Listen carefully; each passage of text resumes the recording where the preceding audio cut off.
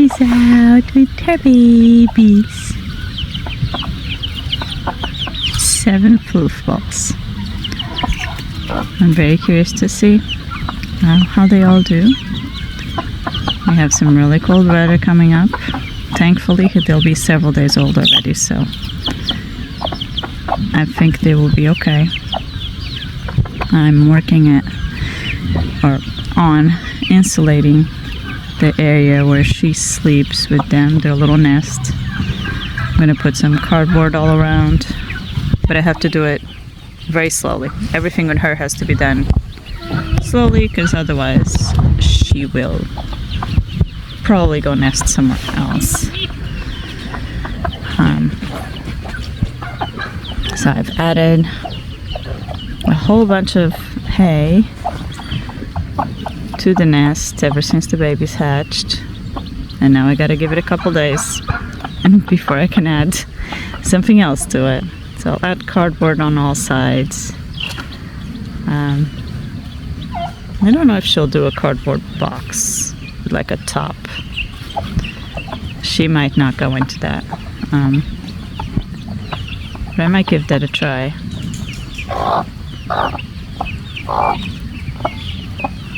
They can't get to you, Mama. Well, technically they could. They can definitely fly over that, but they usually don't.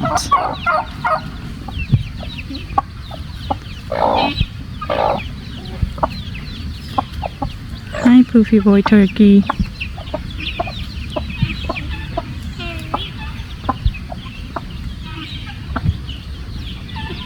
Excuse me, I was trying to take a video over here of babies.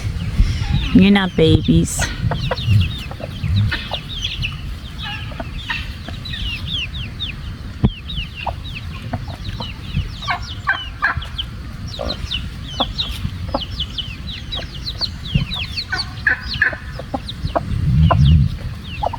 Cute little babies. How can you say that naked necks are ugly? Look at the cute little top hat. Get a little fluffy top hat. They're adorable.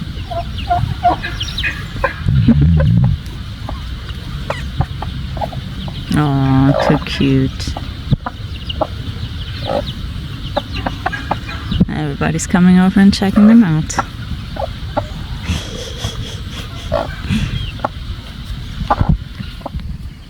Another turk.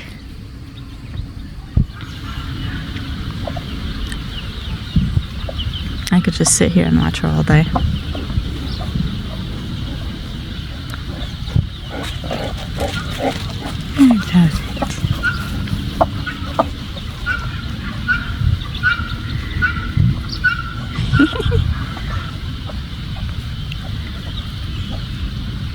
Find it very interesting that there's so many different colors. Those are all her eggs. Naked necks, unless they have 2 copies of the gene, don't produce 100% of naked neck offspring.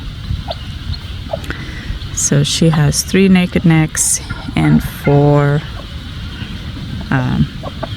fully feathered. So it's that 40% naked necks. It's actually good, because I've been having lower than that. About 25% is what I've gotten from hatching from her and my 2 other naked necks. But they're all sorts of colors. Possibly also 2 different dads. It's hard to tell with the naked necks, that, as far as what I've noticed. Their genes seem to come through more than the dads.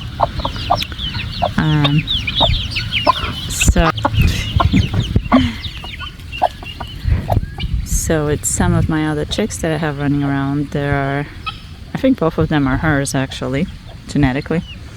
She didn't raise them.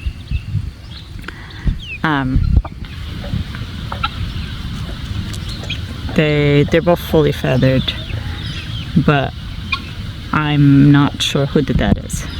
With other hens, I'm able to tell who the dad is. Comb differences, skin color. One of my roosters has a melanistic gene. I think that's what it's called, where the skin is black. Well, perfect example. Like that mess right there. She is from a naked neck, a black naked neck. Her mother is a black naked neck, and her father is my Belgium rooster with the melanistic skin and beak and comb and all that, which her mother does not have, even though she is all black and I think has black feet. Her comb's not black, or her face. And the puppies. I have not seen how or if she reacts to other chicks.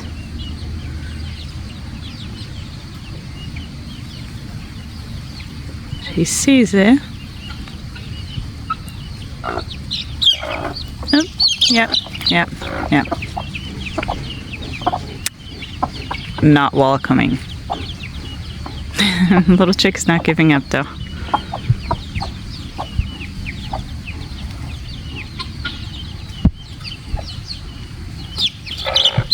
Oh no! I could intervene, but unless she's actually injuring the chick, I'm not going to, because it's a good lesson for a chick to learn. And when I'm not here, the chick will know to not do that. If I intervene, the chick won't know, and it will do it again, and possibly get hurt. Chicky's fine. Got back that. It's good.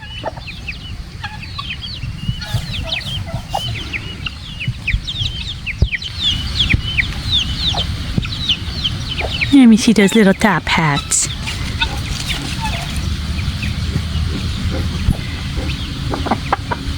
Cutenesses. Your footsies are all dirty. Oh, you're gonna poop for the camera? Thank you. Thank you very much.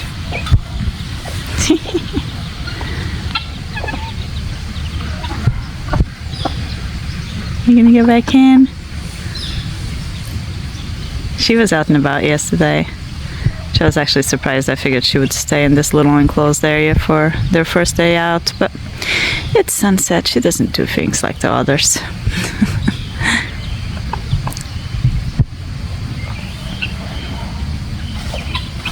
These are some very quiet babies. She's very interesting.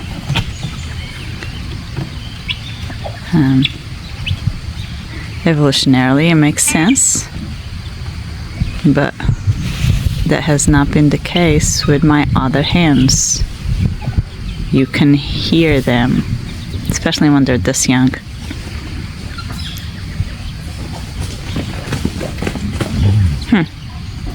All sorts of observations that I'm making with this one. She also had, I almost tossed 2 of her eggs before they hatched, obviously. It was maybe like 4 days or so before they hatched, or they were due to hatch. She was off the nest for long enough for me to go in there and check them out. I was just using my phone, so I couldn't see super well. But 2 of the eggs were just sloshing around. Usually, and I say usually because every single hatch I've done a lot of hatches this year. If the embryo is sloshing around in there, at that point in development, it means that it stopped developing. It's dead. Or the egg's going rotten. Like, it means nothing good.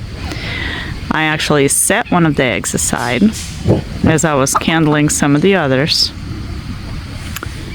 And then I came up upon another egg like that, and I saw the chick move in there. It looked like the chick was trying to break the inner membrane. It's inner peeping, no, when they peep inside of the egg. There's a name for it and I can't remember it right now. And I thought that was really odd. I assumed that chick wasn't gonna make it, 'cause every other time that the contents of the egg have been moving around like that, that's what happens. Like, the chick is dead or dying. But just in case I was wrong, I went ahead and put the other egg back, as well as that egg. And, well, I was wrong. 100% hatch. But that's the first time that has happened. So I feel like this is all new territory with Sunset. Not expecting her to do things the same as the others whatsoever. Which is probably a good thing. I've been really looking forward to one of my naked necks going broody. She's the only one that has shown any interest. And I didn't think she was going to, because all summer long it was like rat and mouse chase of her making nests, somebody else laying an egg there, she would abandon the nest, make another nest. Mind you, these are nests all over the yard. They weren't in nesting boxes, they weren't in coops, nothing like that.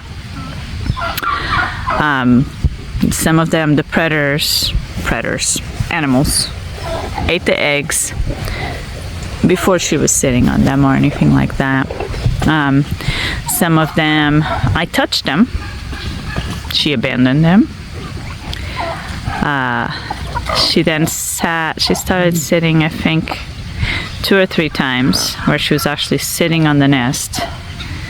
But it was out in the garden, the little hay shed that has no door.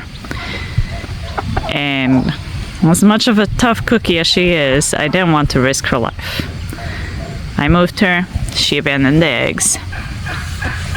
One of the nests was one in the garden. I don't know if she had been sitting there for a few days, because I had been out of town. But it was also really hot. That's when we were having like 90, 100 degree temperatures. Because the eggs were quite developed. And I didn't know that when I moved them.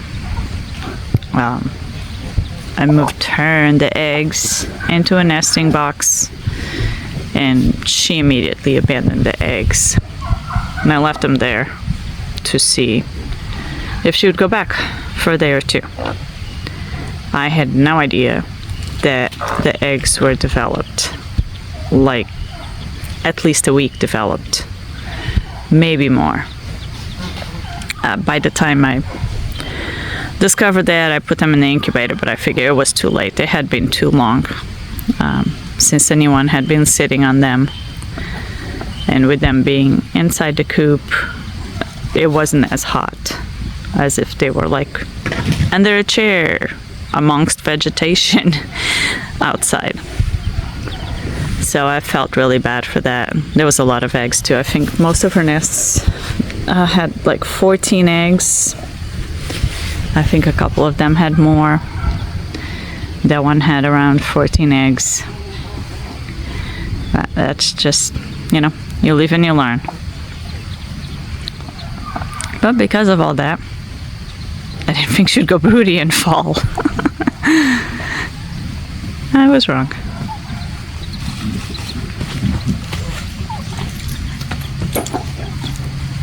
Hi, Brahma girl. My dark Brahma. I had been wanting one of these for a long time. Whoa, sorry guys. Trying to get you a better look, but that was too close. Hey little lady, look at the fluffy booty. She's so pretty. She actually took quite a while to get adjusted.